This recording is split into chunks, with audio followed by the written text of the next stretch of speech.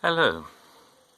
Today is the memorial of St Abdon and St Senan, who were both Persian Christians who were martyred by the Romans. It's also 6 years ago since Father Jacques Hamel lost his life at the hands of the Islamic State militants. And if you remember that horrible day when he was killed while saying Mass, not the first priest to die saying Mass, and one wonders whether he'll be the last. But it's very interesting. One of the phenomena that we're sort of seeing now with religion, and I think practically everything else in life, is political polarization. And it is political. So what do I mean by that?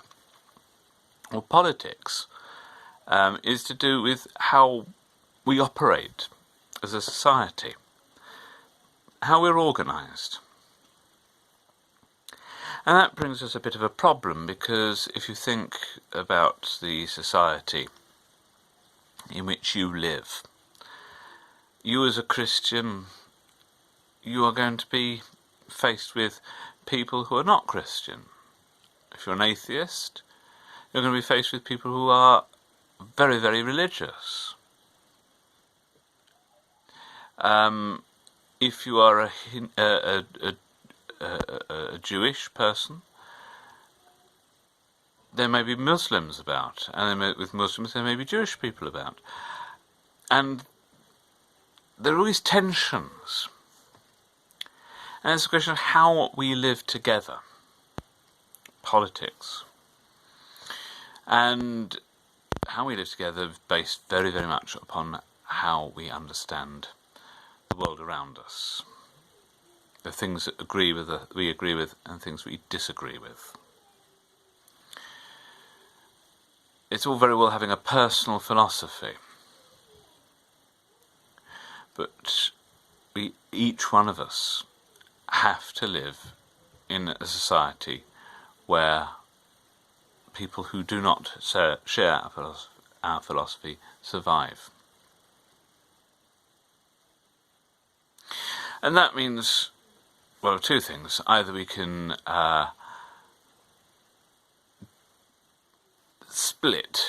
divide society. We can go back to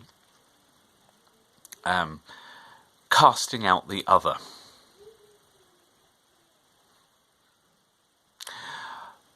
Or we can find ways of living with each other, which is not going to be easy if people are so diametrically opposed.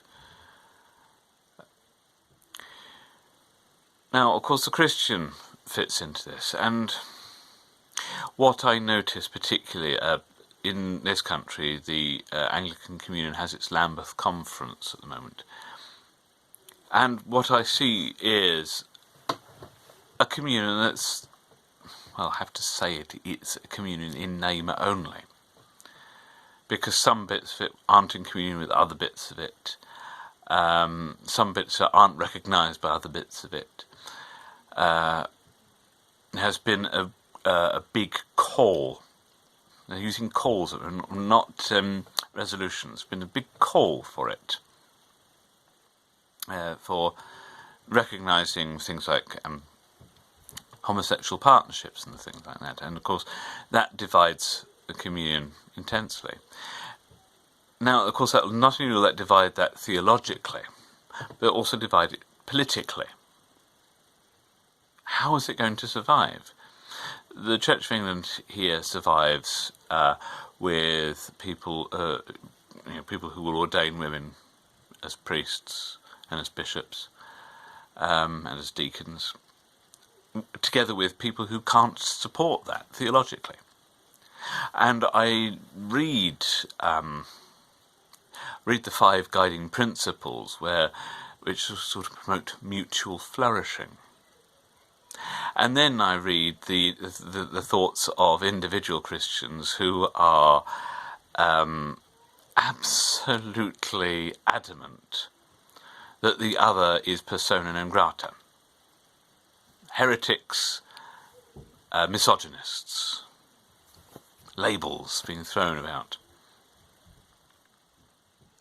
Labels are a big problem. I think I've said that before. But one thing I think is missing from a lot of political systems at the moment, and that's personal investment in running a country. The willingness to risk everything for the good of a country. I'm not seeing that. I may be wrong. I look at recent politics here in the United Kingdom, and I don't see politicians who would be willing to give up their last farthing, or even their last drop of blood for this country. And I get the impression that they're more interested in their own, what they can get from the country rather than what they can give it. I may be wrong. That's entirely possible. I also see the same thing in the United States, but that again is my point of view. I see in the United States something very similar with this country. The people who seem to get into power seem to be people with an awful lot of money. And how much of that money is invested in the country?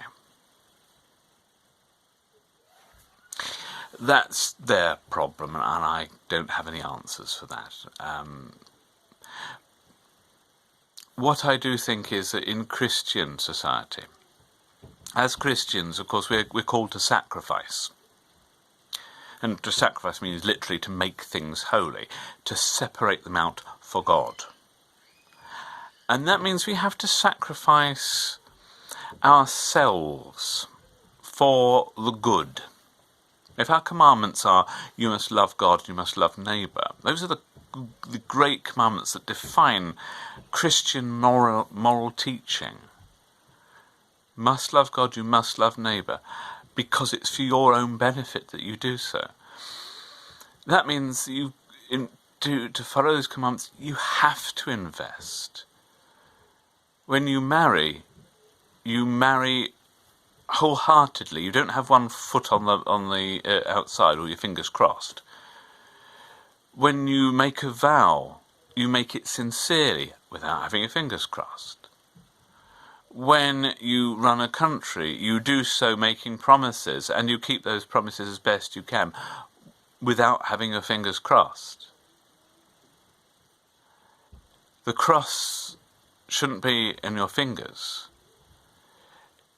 You should be nailed to it with our Lord Jesus Christ.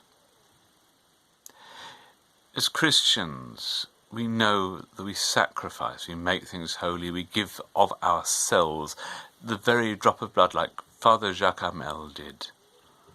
The last drop of his blood spilt upon that church floor cries out to God for justice and mercy and love.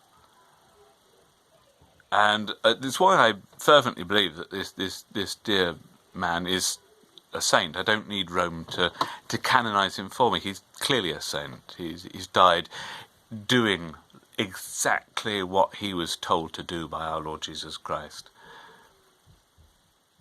And I worship God for him, with him, and I pray that he's praying for me in heaven and for you too. So as Christians, we need to think very much about how we are willing to invest ourselves in politics. We can sit in our chairs and grouse and curse and even sadly demonise the people we disagree with. But unless we're willing to actually go do what our Lord Jesus Christ says, and that is give of ourselves, then perhaps sitting there and grousing is really the worst possible thing we can do. St. Benedict certainly has very hard words to say against those who murmur. I think he has lots of words he has to say against me too, but he and I will talk about that later. God bless you. God bless you if you are in a country where the political situation is worrying you. God bless you that you may feel his kingship and his love giving you confidence in him rather than any earthly power. God bless you if you are considering running for some sort of public office, that you may indeed feel liberated enough to give of your last drop of blood for the cause you're working for. And God bless you that you may sit in the great royal throne room of heaven with our Lord Jesus Christ on the throne. God bless you. Please pray for me.